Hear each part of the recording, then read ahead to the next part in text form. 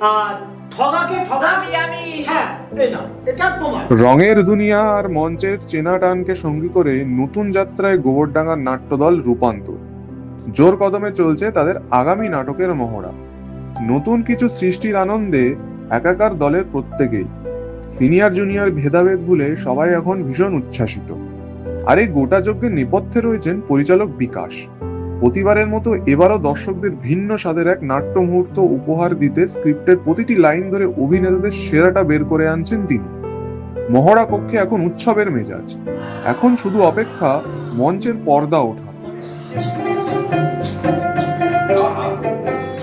আহা, তার যতনেই যে রিপোর্টাররা বেরিয়েছে, কি করে মারবে ওকে?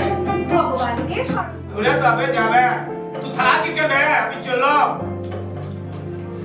তার কোসে ধন্যন্তরী, তোমার মন তো খুব খারাপ হয়ে গেছে লয়? না না, তেমন কিছু না। আমাদের শির বেঁধেটা না যত দিন গেছে তত লোভী হচ্ছে গো। সাপ সিম্বা কোসে ধন্যন্তরী। হ্যাঁ ছিল। তাইলে এখন শোনো, মা বিশ্বহরীর কত রকমের সাপ আছে শোনো। বল। শঙ্খচিতি, কাজুলিয়া, সাকুলিয়া, ধুন্দনাথ, ধন্দুনাথ, কার সর্প, আরো অনেক রকমের সাপ আছে গো। একদিন সব সাপগুলোকে নিয়ে এসে তোমাকে দেখিয়ে দেখিয়ে চিনিয়ে দেব। এখন আমি যেছি গো, গা ঘুরতে হবে। কই গো? ইলা, রূপান্তরের এই নতুন নাটক নিয়ে আপনারা ঠিক কতটা আশাবাদী?